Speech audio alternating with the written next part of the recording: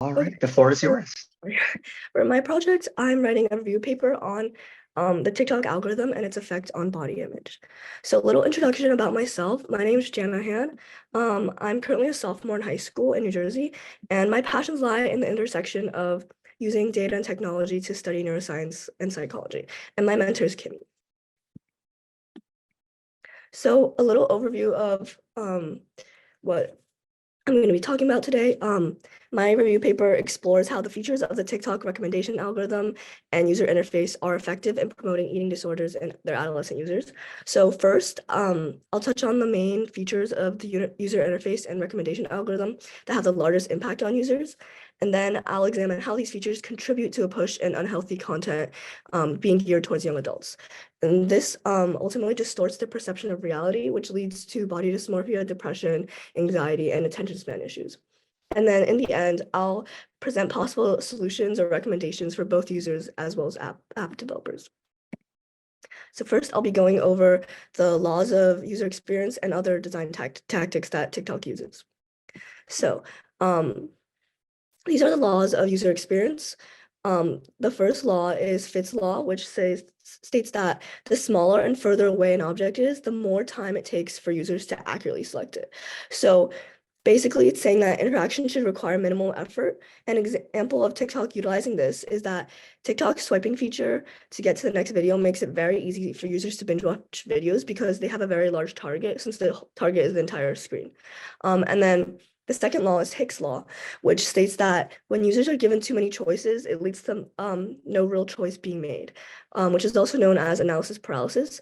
So basically, app developers should minimize choices given to users. So for example, on TikTok, users aren't given a choice as soon as they enter the app. So as soon as they enter the app, they're immediately just shown content.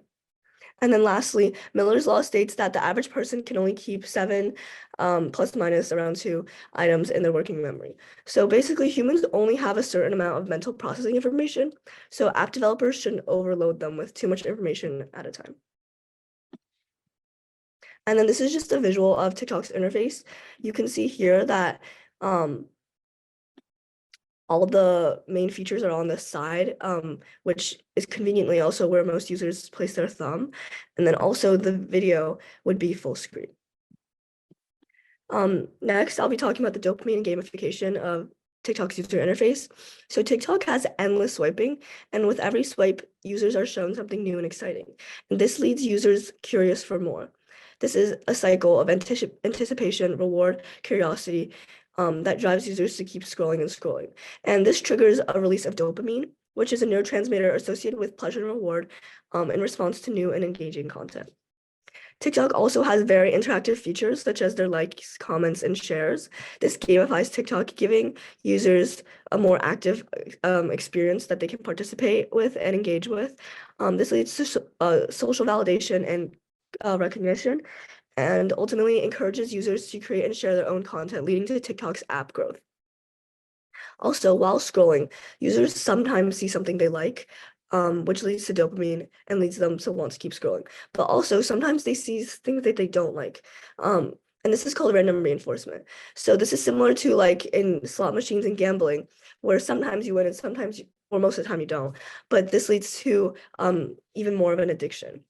And then also the idea that someone may or may not find a notification on their phone gives a large increase in dopamine as well when a notification is presented.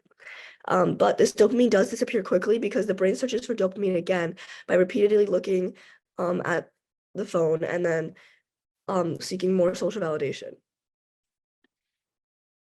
Next, I'll be talking about the algorithm design. So first, I'll be going over some user folk theories about how the TikTok algorithm works. So really no definitive claim can be made towards how the algorithm works because it's very culturally specific, and socially constructed folk theories have aroused from this.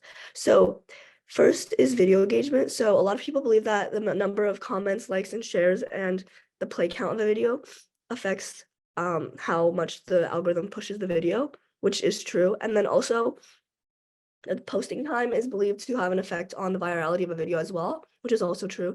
And this just means that like some influencers post at strategic times when a lot of people are on TikTok. So the algorithm works to meet the content demand of active users. So some influencers will post, during the day rather than at like 3 a.m. And then also adding and piling up hashtags such as For You page or For You was believed to increase the view count, but this wasn't found to be true. And then also, many users believe in the identity strainer theory, in which algorithms filter out and suppress certain social identities. So they suppress content related to marginalized social identities based on race and ethnicity, body size and physical appearance, ability status, class status, LGBTQ identity, and also political and social justice group affiliation. So here are some real strategies that are actually implemented on the TikTok algorithm. So we know actually very little about how the algorithm works because TikTok keeps this information very confidential, but it has allowed some people to read it very briefly. So we know that the video engagement has an impact on how much the algorithm pushes the video. So again, this is the comments, likes, shares. And then also the posting time, like I said, was also true. So one study found that trending videos within the top % of play counts were mostly posted between 6 a.m. to 4 p.m. Universal Time. And then the popularity of TikToks is also largely dependent on the powerful AI algorithms and content distribution strategies. So ByteDance, which is TikTok's parent company, applied for an invention patent called the Global Interest Discovery Recommendation Method and Device, which systematically categorizes a large number of content to better fit the interest of their users. So they have like a hierarchical tree diagram of the interest labels of all their users. Also, every user receives fully personalized video feeds based on their personality, content labels, and the characteristics of their environment. So this includes like their interest characteristics, identity characteristics, behavior characteristics, as well as basic identity information such as gender, age, location, and occupation. Behavior characteristics are also found when the user uses the app. So for example, if users constantly don't finish videos and just scroll, TikTok will show these users shorter videos. So as long as there are user actions, the algorithm will be able to update these labels, and these updates are done in real time. TikTok also uses partitioned data buckets to launch new content. So they divide users into multiple small batch buckets randomly, and then when new content's released, it's released to one bucket first to test out the recommendations effects, and then the views, likes, replays, and shares are all recorded. And then if the video is identified to have the potential to be popular, this will be put into a medium bucket to be repeated, and then larger and larger buckets. And then I'll skip the rest for time.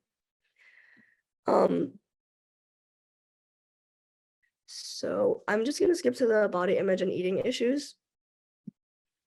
So social media platforms are able to rabbit hole users into emotionally extreme content and edited bodies that may prompt mental health risks such as appearance-related concerns, eating disorders, and body dysmorphia. So TikTok rabbit holes users into more extreme and niche content quickly, and social media also encourages and allows selective exposure. So whoever users follow, they're continually exposed to this type of content that this account creates, which leads them to believe behaviors are more normal or prevalent than they actually are. And also, obviously, social media content is often filtered and edited. Another aspect of this is the social comparison theory, which was proposed by psychologist Leon Festinger in 1954, which states that there's a primitive drive within individuals to compare themselves with others in order to evaluate their own opinions and abilities. So TikTok use was indirectly related to body dissatisfaction because of upward state appearance comparisons, which is basically when users compare themselves to people they think are better than them.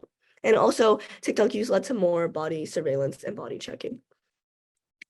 TikTok was also found, to increase worse mental health conditions than in users than in non-users. So this included higher rates of depression, anxiety, stress, loneliness, social anxiety, attention problems, and lower life satisfaction and sleep quality. TikTok and just technology in general leads to decreased attention span as well, because growing up with technology allows people to focus on several tasks at once, which is called media multitasking. And then also the impact on attention span was gradual, so it's not instant after watching videos. Another aspect of this is instant gratification.